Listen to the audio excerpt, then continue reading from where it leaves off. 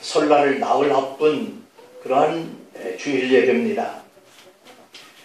설날은 우리들이 잘 알고 있는 것처럼 우리 민족의 최대의 명절인 거죠. 음력으로 1월 오늘 1일 정월 초하루다 이렇게 얘기를 하는데 그날이 바로 설날이죠. 이제 나흘 남았는데 벌써부터 우리가 마음이 설렙니다. 고향에 가실 분들, 우리 장로님 기도하신 대로 여행 날짜를 잡아두신 분들, 이런 모든 분들이 가족을 만나거나 가족의 행복을 위해서 여행을 하거나 모두가 다 들떠 있는 것이죠. 그런 설날의 어원을 한번 살펴보면 설다, 낯설다 라고 하는 데에서 온 이 설자, 낯설다, 설다 라고 하는 이 설, 거기서 나오는 이 의미는 처음 가보는 곳은 낯선 곳이고 처음 만나는 사람은 낯선 사람인 것처럼 설 역시 처음 맞이하는 낯설은 날로 생각하는 까닭에서 비롯됐다 그래요. 우리가 새해에는 이미 벌써 1월달이 다 지나가 버렸지만 음력으로는 이제 1월 1일이 나흘 앞으로 남아있는 거잖아요. 그런데 이 시간들이 1월 1일을 만남으로 해서 2018년 이 한 해가 낯설다 그런 뜻이에요. 낯선 해를 우리가 맞이하는 첫날이라고 하는 의미가 있는 거죠. 또 한 해가 지남으로 인해서 점차 우리가 한 살씩 더 먹잖아요. 젊은이들은 빨리 어린이 되고 싶어서 한 살 더 먹는 것을 간절히 바라지만 그러나 나이 50이 넘어선 이 사람들에게 이 한 해 한 해라고 하는 것은 왜 그렇게 빨리 가는지라고 하는 이런 생각을 가지면서 맞이하는데 그것은 그만큼 내가 늙어간다 하는 그런 의미가 있기 때문에 그런 거예요. 그래서 점차 늙어가는 처지를 서글퍼하는 이런 의미 속에서 서글프다라고 하는 그런 의미에서 설이다라고 하는 유래가 시작됐다는 거죠. 또 다른 유래는 삼가다라고 하는 이런 뜻을 지닌 몸을 살이다라고 하는 그런 차원도 되는데 이런 속에서 이 살자에서 유래된 그러한 것이 설이다 이렇게 얘기하는데 각종 세시 풍속의 체계를 보면은 이 설을 신일이라고 이렇게 말도 하죠. 그래서 이날은 서로 삼가하고 조심하는, 왜냐하면 몸을 살이다 이런 의미의 설이기 때문에 뭔가 조심하는, 그러니까 마음을 바짝 쥐어서 조심하고 내 마음을 가다듬어서 새해를 시작한다 라고 하는 그런 의미의 유래에서 이 설날이 되었다는 겁니다. 어쨌든 이런 여러 가지의 유래가 이 설이라고 하는 것을 맞이하는 사람들에게 표현되어지는 날들의 의미인데 이 설날이 되면 정석껏 준비한 이러한 제수 이것을 차려놓고 조상에게 차례를 지내기도 하고 또 어른들께 세배를 하면서 떡국을 먹는 이런 것은 우리 한국의 어느 집이든지 하는 통속이다 라고 말할 수 있어요. 또 설날 재미난 세시 풍속으로 양괭이를 쫓는 양괭이 쫓기라고 하는 그러한 재미난 그 세시 풍속이 있었다고 그래요. 이 양괭이는 혹은 야광귀라고 하는 건데 밤에 활동하는 이 귀신은요 설날 밤 사람들이 사는 집에 내려와서 아이들의 신을 이렇게 두루두루 신어보고 자기 발에 맞는 신발이라면 신고 간다 라고 한다는 거예요. 그러면 그 해에 그 신의 주인에게는 불길한 일이 일어난다라고 믿었다는 거죠. 그래서 아이들은 이 귀신이 무서워서 자신의 신발들을 감추거나 신어하지 못하도록 뒤집어 놓아가지고 엎어놓고 잠을 자기도 했다는 겁니다. 그리고 채를 마루의 벽에 걸어 놓거나 이 장대 높이에 이 채를 이렇게 매달아서 뒷뜰에다가 세워뒀다고 그래요.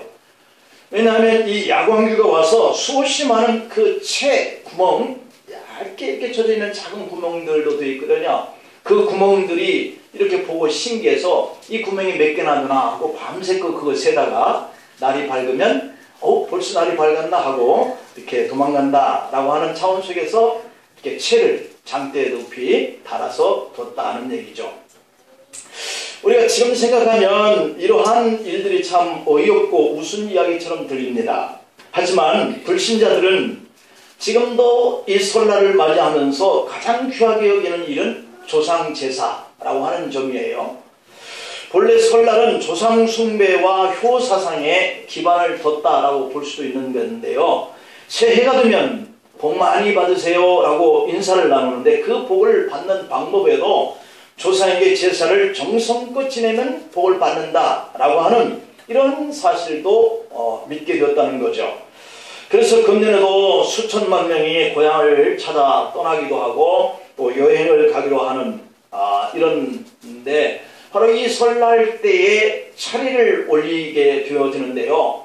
그러나 우리 기독교에서는 부모가 생존해 계시는 이런 동안에 정성껏 잘 해드리는 것이 효도지, 죽은 조상이 귀신이 되어서 떠돌아다니다가 제사 때 오셔서 음식을 잘 잡수신다라고 하는 것을 믿지 않습니다.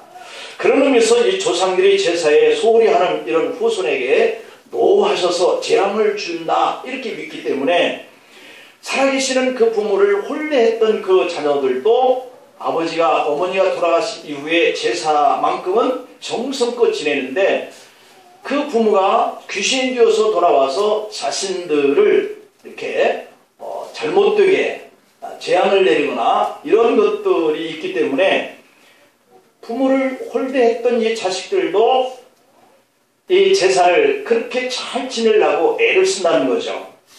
그래서 그 제사를 잘 지내는 그 자식들에게 귀신이 되어서 돌아온 이 조상이 복을 주기도 한다라고 이렇게 믿기 때문에 제사 지내는 이 일에 열중을 다하고 있는데요. 그러나 우리 기독교는 제사를 지내는 것은 우상 숭배다 이렇게 여기기 때문에 제사상을 차려놓고 제사하는 일을 만류하고 있습니다. 성경에서 하나님이 인생의 생사화복을 주관하시는 분이시고 또 사람이 죽으면 천국을 가든지 지옥을 가게 해서 그 돌아가신 그 분들의 영은 이 세상에 다시 올 수 없다 이렇게 말씀하고 있어요. 그렇기 때문에 여러분들이 돌아가신 그 부모가 제사상에 오셔서 음식을 잘 잡수고 간다라고 생각하는 이 말은 틀리다라고 성경은 말씀하고 있죠. 만약에 죽은 조상이 영계를 떠나다니다가 배가 고파서 명절 때, 제사 때 이렇게 찾아오신다라고 하는 것이 사실이다라고 한다면 우리는 명절과 제사 때만으로는 상차림이 부족하지 않겠습니까? 매일 삼시세때의 음식을 차려야 돌아가신 그 부모들이 영계를 떠나다니다가 배고프면 오실 때마다 차려놓으니까 잡숴야 되지 않겠어요? 그러나 1년에 한두 번만 제사 지내는 것이라고 한다면 그 잡수려고 찾아왔던 그 영은 얼마나 배가 고프겠어요. 그렇기 때문에 이런 의미에서 보면 너무도 제사 때만, 명절 때만 와서 잡수도록 상을 차린다라고 하는 우리의 모습들이 너무도 모순된 그런 행동이기 때문에 우리 기독교에서는 기일이 돌아오면 추도 예배를 드리는 것을 원칙으로 합니다. 추도식 때에도 돌아가신 조상에게 드리는 그러한 예배가 아니라 산자들, 그의 후손들, 죽은 자의 영혼을 주관하시는 그런 하나님께 드려지는 거죠.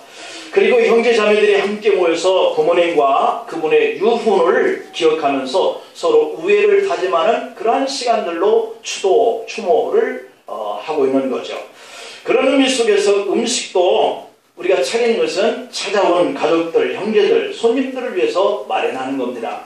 그래서 하나님을 믿는 사람들은 상을 차려놓고 조상에게 제사 드리는 것은 우상 숭배인 거죠. 그리고 제사나 고사를 지낸 후에 그 음식을 나눠 먹는 것을 음복이다 이렇게들 얘기하는데요. 제사상에 제사 끝난 후에 그 음식을 먹는 것을 음복이라고 그러죠. 문제는 제사를 지낸 이후에 음식을 물려낸 그 음식을 우리 기독교인들이 먹어도 되느냐 먹어서는 안 되냐 하는 것이 문제인 거예요. 오늘 본문의 말씀도 바로 그 문제를 다루고 있는데요. 바울 당시 그 문제가 교회 안에서 큰 문제거리가 논란거리가 되었다는 거예요. 왜냐하면 그 당시 고린도에서는 도살장들이 따로 없기 때문에 이 대부분의 그 신전에 들을 이 고기들 이런 것들을 그냥 아무 데서든지 도살을 해서 일단 자신들의 신전 앞에 제물로 바쳤다가 그 신전에 바치는 제물들이 너무 많으니까 다 소화를 못하잖아요. 다 먹지 못하니까 이걸 시장에 갖다 파는 겁니다.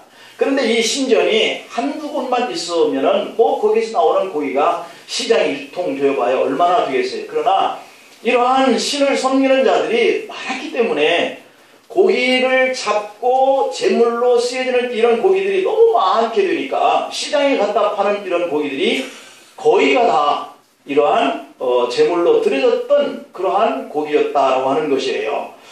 그런 것들이 유통되었어요. 그래서 불신자들은 그 고기를 신성하게 여겨서 그 고기를 먹는 순간에 우상의 효험이 자기 몸속으로 들어온다 이렇게 믿었던 거예요. 하지만 문제는 거듭난 이 기독교인들이 문제잖아요. 시장에 유통된 이 제사 드렸던 고기를 사서 먹는데 이것이 정상적인 통로를 통해서 사람들에게 팔기 위해서 잡힌 그런 고기냐, 아니면 신전에 이미 제물로 드렸었던 그러한 고기를 내가 사게 되는 것이냐 하는 이것이 이렇게 가름이 안 되기 때문에요. 이게 문제인 거예요. 제사 드렸던 고기인지 그렇지 않은 고기인지 분별할 수 없기 때문에 이것을 구입을 해서 먹게 되어지는 경우가 생기는 거죠. 그 고기에 어떤 사단의 힘이 작용하여서 고기를 먹는 이런 신자를 해치지는 않을까 하는 이러한 불신자들의 마음이 효험이 생긴다고 믿지만, 우리 기독교인들에게는 그런 힘이 내게 잘못 미치면 어떻게 될까 하는 이런 것들이 그 당시에 성도들에게 문제이고 고민거리였던 거죠.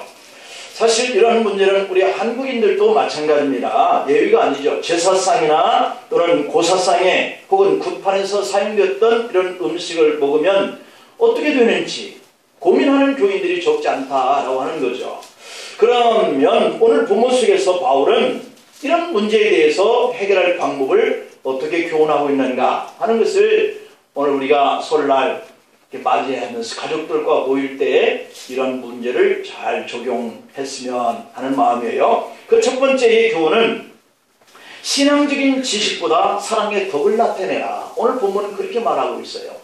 내가 알고 있는 이 신앙적 지식으로 가족들과 만나서 이 설을 보낼 때에 있을 수 있는 이런 여러 가지 문제들을 내 신앙적 지식대로 내가 판단해버리지 말고 사랑의 덕을 나타내야 한다. 이렇게 교훈해요. 오늘 본문 1절을 한번 볼까요? 우상의 제물에 대하여는 우리가 다 지식이 있는 줄 아나. 우리가 다 나름대로 지식이 있다는 거예요. 우상의 제물을 어떻게 해야 된다는 거. 근데 그 지식은 그 사람을 교만하게 한다는 거예요. 자기가 알고 있는 그 알량한 이 제사에 대한 이 지식이 가정을 깨트리고 사람과의 절교를 만들게 되어지는 이런 요인이 된다면 그가 알고 있는 이 작은 지식으로 인해서 가정이 깨질 수 있는 거죠. 그렇기 때문에 사랑은 덕을 세우나니 라고 하는 말을 밑받침하고 있어요. 자, 그러면 이 자기의 사랑, 자기의 작은 이 신앙적 지식, 이것으로 인해서 믿음이 약한 성도들에게 강하게 비판함으로 상처를 주게 되는 경우가 생긴다는 거죠. 그것이 가족인 관계도 그렇게 되는 거죠. 그래서 그들을 사랑하는 것이 이 지식을 가지고 그들에게 대하거나 말하거나 하는 것보다 훨씬 덕스럽다, 이렇게 얘기를 하고 있는 거예요. 1절에서 보면 우리가 다 지식이 있는 줄 아나 라고 이렇게 말씀하고 있듯이, 여기서 이 지식은 세상적 지식을 말하는 것이 아니라 신앙적 지식이라고 생각하면 될 것 같아요. 다시 말하면 우상의 제물에 대해서 각각의 견해가 지식으로 자기 속에 있는 거죠. 특히 당시 유대인 기독교인들은 구약의 율법적인 지식이 매우 뛰어난 사람들이기 때문에 우상의 제물을 먹는 것은 하나님의 법을 어기는 죄를 짓는 것이다, 이렇게 강하게 주장하는 반면에 이방인인 기독교인들은 우상이 무슨 신이냐, 다만 사람들이 돌로 만들거나 나무로 깎아서 만든 것에 불과하지 않냐, 그러므로 제사상 앞에 놓여있던 그 고기는 어떤 변화가 일어나는 것이 아니다, 그냥 그 고기는 그 고기야, 그 음식은 그냥 그 음식이야 라고 생각을 하는 지식이 있어요. 그러므로 그것도 하나님 주신 음식으로 믿고 먹으면 된다, 이렇게 주장하는 거예요. 자, 그러다 보니까 이 구약의 율법에 대한 이 우상을 숭배하거나 드렸던 그 음식을 먹는 자는 하나님께 죄를 짓는 것이다 알고 있는 이러한 유대인 기독교인들과 그것이 무슨 의미가 있겠냐라고 생각하는 이방인 기독교인들과의 이 지식의 차이점으로 서로 충돌이 일어나서 교회 성도들끼리 서로 비판하고 교회가 시끄러워지게 된 거예요. 무엇보다도 가장 가슴 아픈 것은 아직도 그들 가운데 그만한 지식으로 싸우는 자들이 가진 신앙적 지식도 없는, 그러니까 내가 이런 지식을 가지고 있고 저 사람이 저런 지식을 가지고 있다는 것은 유대인들의 그 율법적인 그러한 지식, 그리고 이방인들이 말하고 있는 예수님에 대한 그런 지식, 이런 것들만 또 못 가진 그런 지식에 대해서까지도 알지 못하는 이런 믿음이 약한 신자들이 있었는데, 이들은 이들 사이에 싸우는 것 때문에 큰 상처가 되었다라고 하는 거죠. 그런가 하면 믿음이 강한 자들이 우상의 재물을 그 신전에서 마음대로 먹기까지 하는 모습을 보고 믿음이 약한 사람들, 그게 죄인데 라고 생각하는 사람들이죠. 흔들리는 일이 생기게 됐다라고 하는 거예요.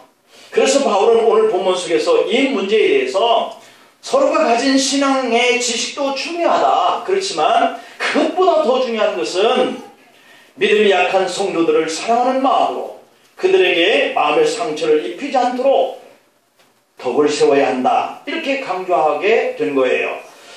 바울은 로마서 14장의 1절로 3절에서 이런 메시지를 주어요. 믿음이 연약한 자를 너희가 받되 그의 의견을 비판하지 말라. 어떤 사람은 모든 것을 먹을 만한 믿음이 있고 믿음이 연약한 자는 채소만 먹느니라. 먹는 자는 먹지 않는 자를 업신여기지 말고 먹지 않는 자는 먹는 자를 비판하지 말라. 이는 하나님이 그를 받으셨기 때문이다. 이렇게 얘기해요. 그러니까 이 율법을 그냥 믿고 지키려고 하는 이 유대인 기독교인들은 그것이 하나님의 죄인데 라고 하는 저들의 믿음도 하나님은 받고, 야, 사람이 만든 그 나무로 만든 신들, 돌로 만든 그 신들이 무슨 생명이 있겠냐. 그러니 그들이 생명이 없는 그 상 앞에 잠시 놓았던 그 음식인데 그게 무슨 어떤 조화를 일으키겠냐. 먹어도 괜찮아 라고 생각하는 이런 믿음도 하나님이 받고 라고 이렇게 말씀하고 있는 거예요. 자, 이렇게 말하는 바울의 의도는 우상의 제물을 먹느냐 안 먹느냐 라고 하는 문제 때문에 지나치게 자기 주장을 하거나 남을 비판하는 다툼의 문제로 인해서 믿음이 약한 성도들이 본의 아니게 그 일 때문에 상처를 받게 된다면 하나님이 그들을 받으시고 부르신 이런 자들을 병들게 하는 죄를 범할 수 있게 된다라고 이렇게 본 거예요. 만일 우리 중에도 어떤 성도가 세상의 이 제사상에서 물린 음식을 먹는 것을 누군가 보았다라고 가정을 해본다면 믿음이 강하여 제사 음식을 먹었는데 때마침 그를 목격한 사람이 믿음이 약한 성도가 있었다는 거죠. 그런데 그가 그 모습을 보고 어떤 생각을 가졌겠느냐는 거예요. 세상에 그분이 그럴 줄 몰랐다. 아니, 교회 다니는 사람이 어떻게 우상의 상 앞에서 우상의 제물을 먹냐. 어느 부흥 강사에게 자기가 들은 바로는 제사나 고사를 지낸 이 음식은 귀신이 먹고 간 거기 때문에 그 음식에는 영양분이 하나도 없다고 그러던데 그런 음식을 먹었으니 벌을 받을까 두렵네 라고 생각할 수도 있다 라고 하는 거예요. 그러면서 그들이 신앙에 좋은 사람이 우상의 제단 앞에서 우상의 그 음식을 먹었으니 이게 어떻게 하나, 그가 벌 받으면 어떻게 하나, 이런 두려움으로 믿음이 약한 사람들이 그를 보고 떨지 않겠냐는 거죠. 믿음이 약한 성도가 가진 자기도 잘 알지 못하는 작은 신앙 지식으로 그 믿음이 좋은 강한 이러한 사람이 먹었던 그 음식의 모습을 이렇게 보면서 자기 나름대로의 가지고 있는 그 신앙의 지식이 자기에게 상처를 주게 된다라고 하는 것이에요. 여러분들이 판단하는 것은 여러분들이 가지고 있는 신앙적 지식이 있는 거예요. 그래서 누군가를 보면서 하나님이 그렇게 하지 말라고 그랬는데 그것은 자기가 가지고 있는 신앙적 지식으로 판단한 거거든요. 그래서 상처를 받아요, 스스로가. 오늘 본문 1절 하반부에 보면은 이 지식은 교만하게 한다. 그래서 누가 너를 하여금 그 사람 판단으로 네가 상처받으라고 그래서 이게 그 사람의 교만인 거죠. 그래서 그건 안 된다. 사랑해라. 그래야 덕을 세운다. 이런 얘기죠. 여러분, 신앙적 교리도 중요합니다. 그렇지만 그것보다 더 중요한 것은 한 사람의 영혼인 것을 믿으시길 바랍니다. 그러므로 우리는 언제나 하나님이 부르신 성도들을 사랑으로 덕을 나타내는 그 일에 좀 더 최선을 다하는 이런 삶을 살아야 돼요. 오늘 보면 3절 한번 볼까요? 또 누구든지 하나님을 사랑하면 그 사람은 하나님도 알아주시느니라. 이렇게 얘기하고 있어요. 그러니까 하나님을 사랑하는 마음이 너가 가지고 있는 그 신앙적 짧은 지식으로 어떤 사람이 우상의 제물을 먹는 것 때문에 두려워하고 네 마음에 상처를 받는다 라고 하는 생각을 가지는 사람들이 있을 거 아니에요. 그런데 그런 마음을 가지고 있는 그 사람을 하나님이 알아준다는 거예요. 그러니까 상처를 받지 말라는 그런 의미죠. 하나님을 사랑하는 사람은 하나님이 알아주시니까 그 음식을 먹는 사람은 하나님이 판단하실 거예요. 그러니까 우리가 그를 사랑으로 감싸면서 뭐 여기저기 돌아다니면서 그 사람이 우상제물 먹더라 말더라 이런 걸 떠올리면 그 말을 듣는 사람도 상처가 되고 전하는 사람에게서 또 상대방이 상처를 받게 되고 이런 요인들이 발생을 하는 거 아니겠어요? 그러니 내가 봤으면 내가 그냥 그 모든 것들을 하나님께 맡기고 그 일을 덮어주는 것, 이게 사랑이고 그래서 독이 되는 거다라고 하는 거죠. 그리고 그가 이런 것들을 사랑으로 덮었구나 하는 것을 하나님이 알아주신다는 거예요. 그러므로 교회 안에서 내가 옳다, 네가 틀렸다 이렇게 싸우는 것은 그가 가지고 있는 작은 지식에 불과한 거예요. 하나님을 사랑하는 사람은 믿음이 약한 사람을 사랑으로 포용하고 교회에 덕을 끼쳐야 하는 거죠. 이게 바로 진짜 믿음인 거죠. 믿음이 강한 자의 신앙적 지식을 굳이 주장하지 않더라도 하나님이 알아주면 그것이 축복인 줄 믿고 여러분들 사랑으로 덕을 세우시기를 축원합니다. 두 번째의 교훈은요, 신앙적 양심의 기준을 따르라 라고 하는 거예요. 신앙적 양심의 기준. 내가 신앙이 있는데 그 신앙을 지킬 때 내 양심이 어떻게 반응을 하느냐, 이것이 중요하니까 그 신앙의 여부에 관계없이 내 양심 속에서 어떻게 반응하는 것, 이것을 따라야 한다는 거예요. 오늘 보면 4절부터 7절에 보면요, 그런 말씀이 기록되어 있어요.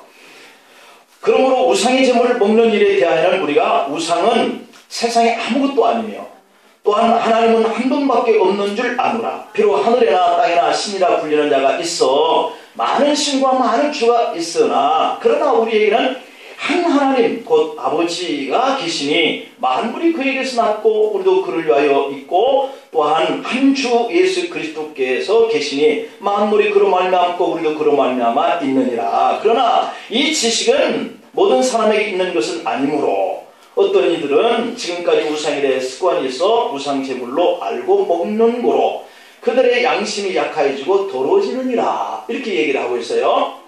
자, 이 말은 우리 성도들도 신앙적 지식이 짧아서 어느 것이 옳은지 어느 것이 그런지 구분하기가 어려운 때가 있다, 그런 얘기죠. 자, 어떤 문제는 성경을 봐도 분명한 이해를 도울 수 없게 이렇게 표현되어 있는 부분들도 있고 아예 이 내가 당하는 문제가 성경에 전혀 기록되지 않는 경우도 있단 말이에요. 자, 우상의 제물을 먹어도 좋으냐 아니냐 하는 그런 문제가 그런 거예요. 왜냐하면 성도들마다 신앙 지식이 생각이 달라요. 가령 초대교회에서도 유대인 출신 기독교인들은 우상의 제물을 먹어서는 안 된다고 생각을 한 거예요. 왜냐하면 율법적으로 성장을 하고 어려서부터 율법에 대해서 잘 익숙해졌던 사람들이기 때문에 예수님을 믿어도 그 율법이 그들의 신앙적 지식으로 그들을 주관하게 되었다, 이 말이죠. 그러나 이방인 출신 기독교인들은 율법에 대해서 잘 알지 못하는 거예요. 그렇기 때문에 이 우상은 신이 아니다 라고 하는 것 때문에 우상 앞에 제사 드린 제물도 그냥 하나님이 주신 음식이 아니야? 라고 생각하는 그런 생각을 가지고 먹어도 괜찮지 라고 했다는 거죠. 자, 이처럼 같은 기독교인인데 또 불구하고 그 출신이 유대인이었느냐 이방인이었느냐 그런 것들이 좌우를 하는 신앙적 지식이 팔을 치게 된 거죠. 그래서 어떤 것이 옳은지 어떤 것이 그런지 서로가 모르는 거예요. 이 사람은 이렇게 주장하고 저 사람은 저렇게 주장하니까. 자, 그러면 이렇게 알 수 없는 문제를 만나게 될 경우에는 어떻게 할 것이냐, 그 판단 기준은 각자 믿음의 양심에 따라서 하라, 이렇게 얘기합니다. 바울은 사도행전 23장의 1절에서 공회를 주목하여 이르되 여러분 형제들아 오늘까지 나는 범사에 양심을 따라 하나님을 섬겼노라 이렇게 얘기하고 있거든요. 그러므로 신앙의 문제에 부딪혔을 때 성경에서도 분명한 답이 없는 경우에는 각자 믿음의 분량대로 신앙적 양심에 따라서 결정하는 것이 지혜롭다라는 얘기예요. 우리가 기호식품으로 알고 있는 이런 담배만 해도 그렇지 않습니까? 어떤 사람들은 성경에 담배 피우지 말라는 말이 어디 있냐 이렇게 묻잖아요. 그런데 우리가 성경에는 구체적으로 담배를 피우는 것이 죄다, 담배 피우는 사람은 지옥 간다 이렇게 말하고 있지 않아요. 그러면 이 문제로 성도들끼리 서로가 싸워야 하겠느냐는 거죠. 아, 누가 어떤 집사님 보니까 담배 피우더라고, 또 어떤 장로님 보니까 담배 피우시더라고, 이렇게 볼 수가 있는 부분을 그 기호식품으로 그분들이 하고 있다라고 한다는 것을 가정을 해본다면, 그런 문제로 왜 담배 피우 장로가, 왜 담배 피우 우리 집사가 이렇게 얘기하면서 피우면 어때? 성경에 그런 말이 어디 있어? 이렇게 말할 수 있지 않겠어요? 그러면 서로 간에 다툼이 될 수 있다는 겁니다.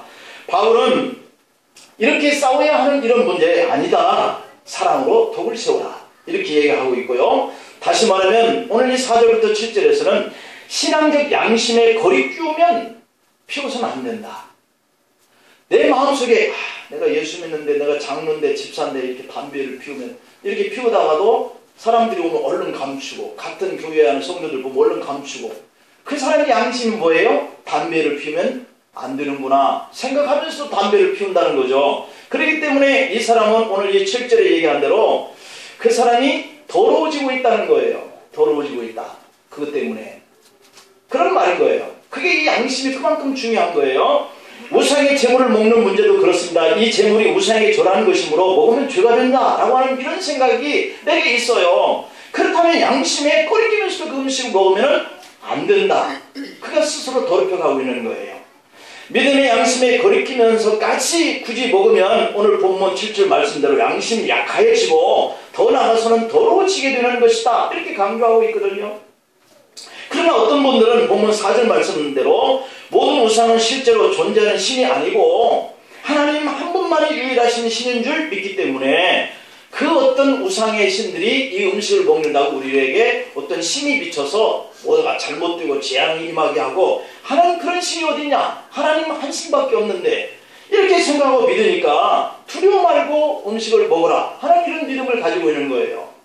그런데 이 우상의 재물이 자꾸만 마음의 양심에 꺼리낌이 된다면 또 먹어도 소화가 안 될 것이고 죄의식이 남을 것만 같다면 먹어서는 안 된다는 거죠. 여러분, 우리가 신앙생활할 때 어려운 문제가 부딪히거든 성경 말씀대로 해결하시기를 부탁드립니다. 이것이 어찌 기호식뿐만이 그러겠어요. 주일날 예배를 안 드리는 거, 이것이 내 마음에 담력이 생겨서 안 드려도 괜찮아, 내가 어차피 하나님의 자녀인데 천국 가지, 주일 한 번 빠진다고 안 갈 수 있겠, 못 가겠냐, 이런 생각이 늘 드는데 내가 주일날 오지 않았는데도 마음에 꺼리낌이 없으면, 양심에 꺼리낌이 없으면 괜찮아요. 그러나 내 마음속에 내가 하나님의 아들인데 딸인데 내가 구원받은 자녀로서 주일을 못 지키니까 참 부끄럽다, 이런 마음이 자꾸 들면 지켜야 되는 거예요. 그러니 이것이 양심의 신앙적 지식의 그 다툼으로 번져서 교회에 덕을 세우지 못하는 문제보다 훨씬 더 이 양심이 자신이 해서도 안 되는 일들을 하는 것이 죄다는 거, 먹어서는 안 되는 줄 알면서도 먹는 것이 꺼리낀다는 거, 이런 것들이 든다면 자기를 자꾸 더럽혀 가는 거기 때문에 먹어서는 안 되는 거죠. 그래서 우리가 성경을 봐도 분명치 않을 때는 자기 믿음의 분량에서 오는 양심에 따라 기도 중에 덕을 세우는 편을 결정할 수 있기를 축복합니다. 그 다음에 마지막으로 믿음이 약한 자들에게 거치는 자가 되지 말아라 라고 하는 교훈이에요. 오늘 본문 8절부터 12절에 보면 음식은 우리를 하나님 앞에 내세우지 못하나니, 그러니까 음식 먹는 것 때문에 우리가 하나님 앞에 가고 못 가고 하는 게 아니라는 거잖아요. 우리가 먹지 않는다고 해서 더 못 사는 것도 또 아니고, 그까짓 거 그냥 안 먹으면 되지 라고 생각하는 것을 그냥 먹으면서까지도 꼭 먹어야 하느냐, 그런다고 내가 못 살고 더 살고 하는 문제도 아니지 않느냐 라고 하는 것이라는 거죠. 그런즉 너희의 자유가 믿음이 약한 자들에게 걸려 넘어지게 하느냐 아니냐, 이게 건동 문제거든요. 덕을 세우느냐 아니냐. 그러니까 다만 음식을 먹어도 되고 안 먹어도 되는데 내가 먹는 것 때문에 믿음이 약한 어떤 누구에겐가 상처를 주는 문제가 생기면 조심해야 되지 않겠냐라고 하는 교훈이에요. 또 지식이 있는 네가 우상의 집에 앉아 먹는 것을 누구든지 보면 그 믿음이 약한 자들의 양심이 담력을 얻어서 야, 저 사람도 우상의 재물을 먹는데 먹어도 되지 않겠냐? 양심이 분명히 꺼리끼는데 그걸 먹는 담력이 생긴다는 거예요. 그러면 네 지식으로 그 믿음이 약한 자가 멸망하나니 라고 그랬어요. 그는 그리스도께서 위하여 죽으신 형제 아니냐 이렇게 말씀하고 있거든요. 이같이 우리가 주님이 죽으시면서까지 살리신 우리 교우의 관계는 하나님 앞에 형제라는 거예요. 자매라고 하는 거예요. 그런데 내가 담대하여 괜찮아 라고 하면서 했던 그 행동이 누군가에게 상처를 준다면 그를 죄를 짓게 하는 일이니 네가 하나님 앞에 주인이 된다라고 하는 거예요. 그러므로 우리가 가지고 있는 이 자유라고 하는 것이 내 마음대로 해서 되는 것이 아니라는 것이죠. 혹시라도 죄를 짓게 하는 그런 관계가 만들어지게 된다면 안 된다는 거죠. 그러므로 여러분 서로의 지식을 가지고 다투거나 자신에게 주어진 믿음의 자유를 마음대로 행사하라는 믿음이 약한 성도들을 걸려 넘어지게 하는 결과가 된다. 그리고 이것은 그리스도께서 우리를 살리시고 자녀로 삼아주셨는데 그런 내가 하나님 앞에 죄를 짓는 이러한 더러움 속에 떨어지면 안 되지 않느냐는 거죠. 이 말씀은 꼭 우상의 재물의 문제만 그런 것이 아니라 우리가 교회 생활의 전체가 사랑으로 덕을 세우는 문제를 말씀하고 있습니다. 우리의 믿음이 강하여 이런저런 일을 할 수 있는 자유가 있다 할지라도 믿음이 약한 형제들에게 그 일로 인해서 죄를 짓게 하는 일이 없도록 하라는 것이 덕을 세우는 중요한 문제라는 거예요. 그래서 바울은 오늘 본문 13절에서 이렇게 고백하고 있지 않습니까? 그러므로 이것은 위에서 쭉 말씀드린 결론이죠. 만일 음식이 내 형제를 실족하게 한다면 난 영원히 고기를 먹지 아니하여 내 형제를 실족하지 않게 하리라. 아멘. 이것입니다. 나는 믿음이 좋고 또 성경적인 지식도 많이 있고 그리고 내가 능히 할 수 있는 자유가 있다 할지라도 그것이 누군가에게 실족할 수 있는 일이 된다면 나는 삼가하겠다 이런 얘기죠. 바울 자신은 그리스도 앞에 죄를 짓는 일이 되는 것이기 때문에 평생 동안이라도 고기를 먹지 않을 수 있는 이런 고백과 결단을 하고 있어요. 이 말씀의 뜻은 우리가 무엇을 하든지 자기 신앙의 정도나 자기의 믿음의 양심을 따라 행동하는 것보다 언제나 먼저 교회 앞에 덕을 세워야 하고 믿음이 약한 성도들을 생각하는 것, 이것이 바로 사랑하는 그러한 성도들과의 믿음의 공동체 생활이다. 여러분, 우리도 이 말씀을 가슴 깊이 새기고 명심해야 할 것은 이번 설에 각 가정 안에서 일어날 수 있는 문제이기 때문이에요. 오늘 우리들이 제사상 앞에서 또는 가족들이 모인 그러한 자리 속에서 이러한 문제로 다투고 내려가는데 박차고 또 올라간다 하고 올라와 버리고 이런 문제들이 일어날 수 있는 요인인 거예요. 여러분, 신앙적인 지식에 주장하는 거 교만이라고 그랬어요. 나의 생각과 다르다고 형제를 단절시키는 행동, 이것은 덕을 깨치게 하는 사랑하는 형제를 잃어버리는 문제라고 그랬어요. 믿음이 없는 가족에게, 믿음이 약한 식구들에게 결코 여러분들이 가지고 있는 신앙적 지식으로 상처를 주지 않는 그런 설을 보내시기를 바랍니다. 여러분들이 가지고 있는 지식은 극히 일부분의 신앙적인 지식인 거예요. 그러한 것들로 인해서 가족에게 상처를 주고 실족함을 주거나 이런 일이 있어서는 안 된다. 사랑으로 덕을 세우는 것이 더 중요한 거예요.